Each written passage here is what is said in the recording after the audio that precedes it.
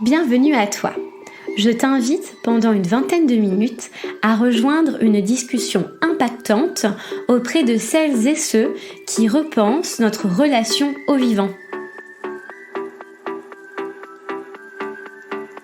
Je suis Manon Sala et je chemine depuis longtemps pour comprendre le lien systémique entre le bien-être individuel et l'élan du collectif. Alors, si toi aussi tu te poses les mêmes questions, je t'invite à me joindre dans ce jeu de pistes afin de semer ensemble les indices vers une nouvelle conscience.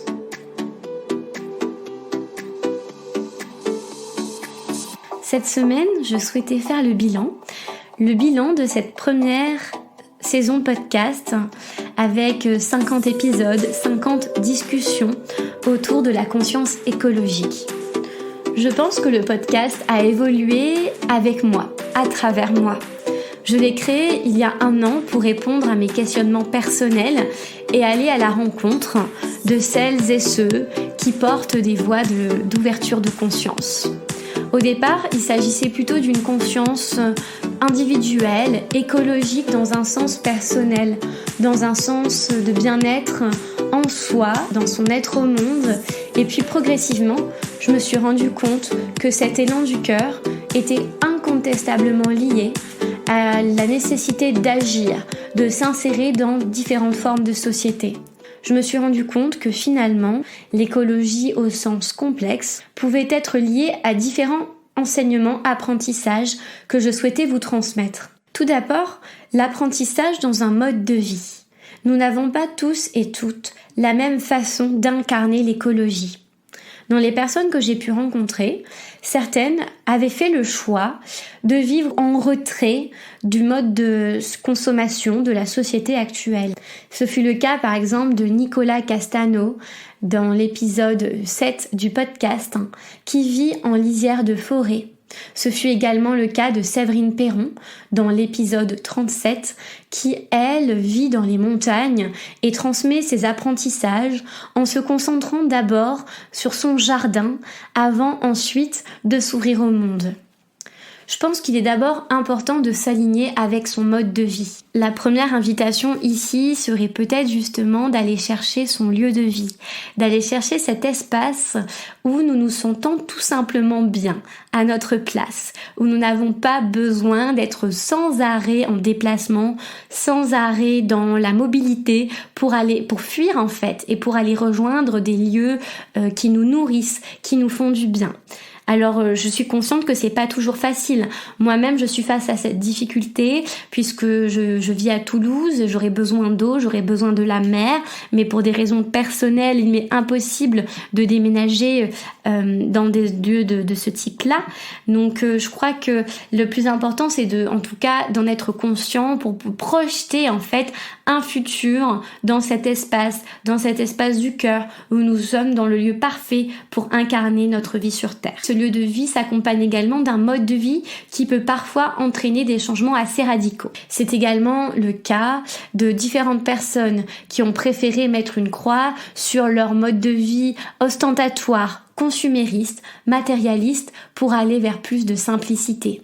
Je pense notamment à Ghislaine Dibocq, à l'épisode 12, ou par exemple à Stéphane Schillinger, ancien gérant de fortune en Suisse, qui est devenu thérapeute dans l'épisode 10.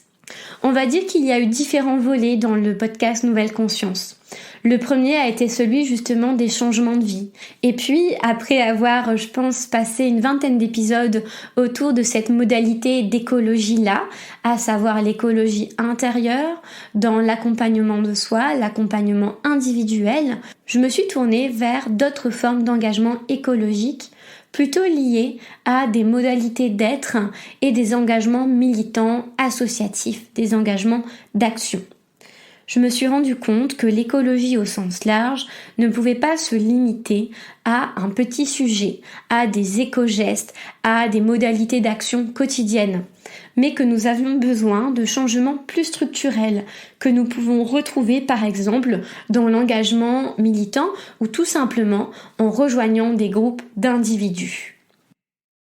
Je me suis alors tournée vers un questionnement plutôt systémique en interrogeant soit des chercheurs comme Jacques Tassin, Dominique Bourg ou par exemple Flore Vasseur qui fait de la recherche son mode de vie au quotidien. J'ai également interrogé des collectifs comme le collectif pour un réveil écologique ou encore le réseau étudiant pour une société écologique et solidaire.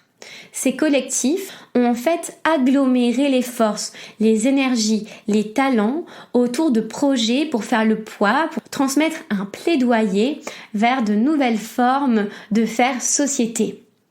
Le monde étudiant m'a particulièrement touchée parce que j'en sors tout juste et également je crois en la force de la jeunesse pour agir. Donc au-delà de finalement cette perspective individuelle liée à un parcours, à des rencontres, je pense que ce podcast m'a enseigné 4 enseignements et ce sont ces 4 enseignements que j'aurais aimé partager. Le premier message que je souhaitais transmettre, c'est celui de la nécessité de revenir à davantage d'humilité. L'humilité permet d'instaurer ce rapport horizontal au monde qui conditionne la circularité de la vie sur Terre. L'humilité permet de s'identifier, de se reconnaître dans toutes les formes de souffrance, mais aussi dans toutes les formes de beauté sur Terre. L'humilité permet de mettre de l'intention dans chacun de nos actes. De l'intention, car nous considérons l'impact de chacune de nos actions. Nous nous resituons finalement dans une large trame de la vie. Nous ne nous positionnons plus de façon supérieure, de façon verticale à l'ensemble du vivant et tout simplement dans l'ensemble en fait des liens humains. La société capitaliste néolibérale a souhaité instaurer une verticalité, une hiérarchie fonctionnelle pour justifier les différentes formes d'exploitation sur Terre. Que ce soit l'exploitation de la nature, qui est alléguée à une forme de ressources, ou l'exploitation d'autres humains, ou l'exploitation des animaux par exemple. J'ai pu constater en échangeant avec Frédéric Lenoir ou encore avec Emmanuel Delrieux, ou je reviens même avec Séverine Perron, que tout notre système fonctionnait sur une hiérarchie de l'homme sur l'autre et de l'homme sur le vivant. Je crois que revenir à plus d'humilité serait passer de l'égocentrisme à l'écocentrisme. Je n'invente rien et je ne fais que passer, partager, transmettre ce que j'ai appris et ce que les messages du vivant, de cette connexion au vivant m'ont enseigné. Je vais peut-être faire peur en disant ça, mais j'ai appris à communiquer avec les arbres, à communiquer avec les plantes, à communiquer avec les animaux. Il y a des formes de communication qui sont intangibles, impalpables, complètement invisibles. Pour cela, nous avons besoin de revenir à plus de sensibilité. Et c'est le deuxième point que je souhaitais aborder dans le reportage, dans la conférence des canaux. La sensibilité se lie à une autre forme de spiritualité. Du latin spiritus, qui signifie finalement une autre forme de reliance au monde. Il ne s'agit pas de croire en des dogmes, de nous enfermer dans des croyances. Il s'agit en fait de s'ouvrir à l'invisible. L'invisible fait partie de nous. Il y a, comme on parlait tout à l'heure, des formes de communication que nous commençons à peine à explorer avec tous les travaux sur l'énergie quantique et également d'autres travaux sur les communications sensibles entre les plantes, entre les végétaux. Je fais ici référence à l'épisode 29 avec Jacques Tassin et également entre les animaux entre eux. Ce n'est pas pour rien, par exemple, que je reviens également à ma vidéo sur le théorème du centième singe que je vais vous partager. Donc ce n'est pas pour rien que les animaux ont su communiquer entre eux ou que les plantes peuvent se transmettre le message d'une invasion par des girafes en Afrique. C'est ce qu'on appelle finalement l'effet papillon. La spiritualité revient à être ancrée dans la terre parce que c'est ce qui nous permet de concrétiser nos projets dans la matérialité, mais également ancrée dans d'autres formes de reliance terrestre. Pour cela demande de ralentir. Ralentir et faire le vide. Tout simplement en nous demandant chaque jour ce qui est vraiment important pour nous. Important dans un sens viscéral. Comment j'ai envie d'œuvrer au quotidien? Quel message j'ai envie de transmettre? Qu'est-ce que j'ai envie de faire? Quel talent j'ai envie de faire tous les jours? Quel talent j'ai envie d'offrir au monde? On est tous faits pour des dons systémiques, c'est-à-dire une action qui va en déclencher une autre, qui va nous instaurer dans un rapport de circularité, un rapport d'ouverture, un rapport de sensibilité. Pour connaître nos dons, nous avons besoin de faire silence et de nous poser les véritables questions. Qu'est-ce qui m'anime au quotidien? Qu'est-ce que j'aime faire? Qu'est-ce qui me donne de la joie, de l'énergie? Et au contraire, être au diapason des signaux de notre corps et sentir que lorsque nous avons des douleurs, lorsque nous avons des baisses de régime, ce n'est pas forcément dû à un contexte extérieur, mais au contraire à notre capacité intérieure à être relié, connecté à ce qui nous fait du bien. C'est pour ça qu'avec le podcast, je me suis d'abord tournée vers des parcours individuels, vers des parcours de thérapeutes, en allant interviewer Agathe Gibert, qui par exemple fait de l'aromathérapie, qui s'occupe des fleurs de Bach, après avoir eu un parcours de psychologue, un parcours de sophrologue, un parcours de thérapeute. Je voulais montrer que le chemin de soi à soi pouvait être long, mais que finalement, lorsque nous nous posions les bonnes questions, nous allions assez spontanément vers une quête de vérité, une quête de durabilité, de sobriété, parce que nous nous insérons assez naturellement dans l'élan de la vie, dans la circularité, dans la beauté. Ce que je souhaiterais également transmettre, c'est la nécessité de nous relier pour ça à la nature. En fait, en nous coupant de la nature, nous nous sommes coupés de notre propre nature, de notre propre façon d'être. Nous avons eu peur de nos dons. Nous sommes tous des transmetteurs entre le divin, certains l'appellent la source, ou juste en fait la vie, et la matérialité. Tous les êtres humains, tous les êtres vivants ont cette capacité sensorielle. Faire des bains de nature, nous reconnecter à la nature, nous permet de nous relier à ça. J'ai moi-même cultivé ce lien très sensible, ce lien tangible à la nature, répondant à un besoin vital, après une profonde déconnexion liée à la crise sanitaire et à également des deuils que j'ai dû faire dans ma vie personnelle. J'ai dû faire le deuil de la réussite par l'argent, par l'ego, par un titre. Je crois que ça a été assez brut pour moi puisque je me suis en fait déconnectée de l'ensemble des dictates que j'ai entendus toute ma vie, que mes parents m'avaient transmis, ma propre famille. Aujourd'hui, j'en suis totalement déconnectée, mais bien sûr, je sens que en fonction de ce que je vis, des personnes avec qui je suis, cela revient, c'est peur. Et je me rends compte que lorsque la peur part, elle laisse de la place à plus d'ampleur, à plus de vide, à plus d'amour. Je vous invite à cultiver ce vide, cet amour, en vous rendant en nature, en faisant le vide à l'intérieur de vous, en cultivant vos dons, vos talents créateurs, créatifs, en étant acteur de votre propre vie. Voilà les messages que je souhaitais transmettre. Transmettre des messages de pardon, des messages de calme, de sincérité.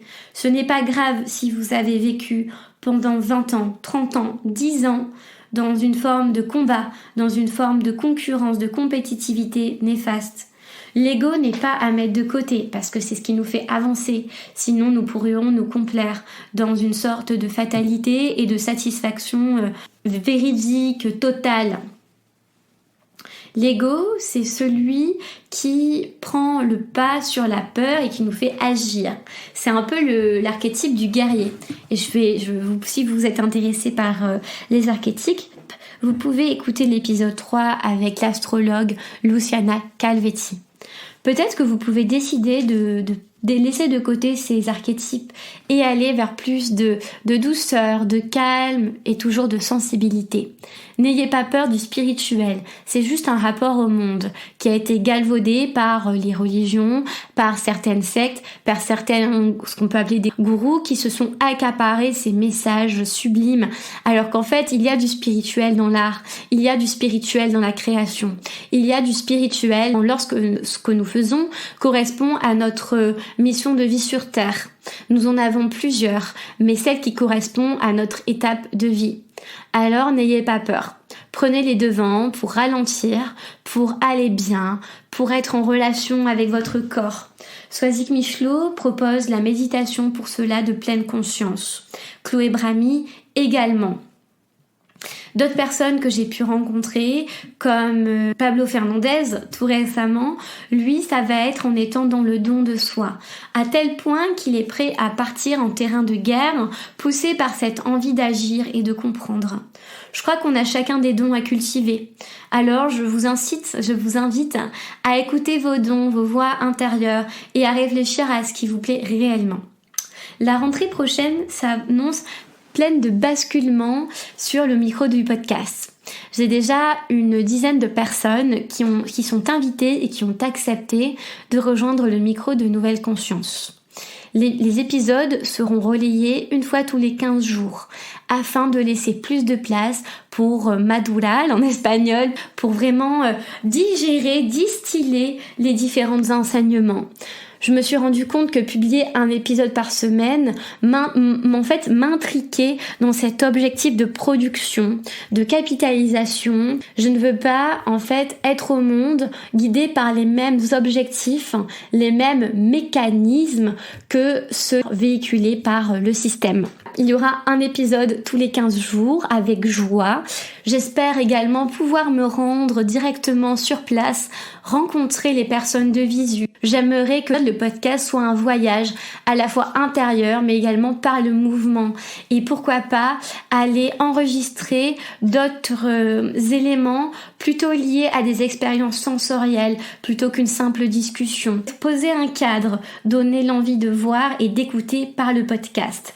Donc il va y avoir pas mal de changements sur ce point-là et je me réjouis vivement de me tourner vers ce nouveau format, même si bien sûr je ne vous cache pas qu'il y a derrière des peurs de perdre mon audience, peur d'être moins écoutée, peur de moins avoir de légitimité par rapport aux autres podcasts qui sortent un épisode par semaine, mais je vais écouter cette voix.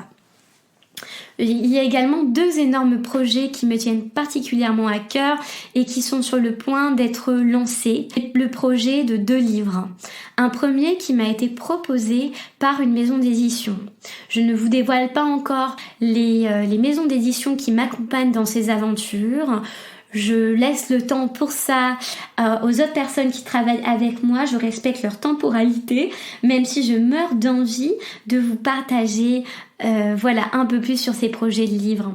Donc ça, c'est sur le volet littéraire, le volet plutôt du temps long. Sur le temps court, vous pourrez me retrouver au sommet du Monde Nouveau à Montpellier le premier week-end d'octobre, dernier jour de septembre, dernière semaine de septembre, premier week-end d'octobre.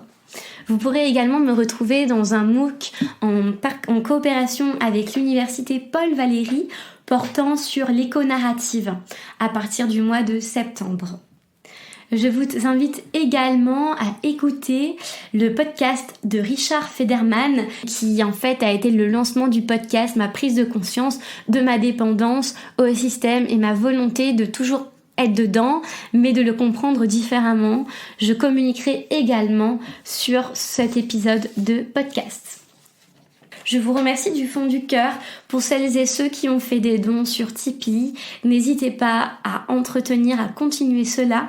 Cela me permet de rembourser le matériel acheté pour le podcast, le matériel de diffusion, le micro et également de financer les trajets en train qui vont me permettre d'aller rencontrer celles et ceux qui communiquent pour le podcast.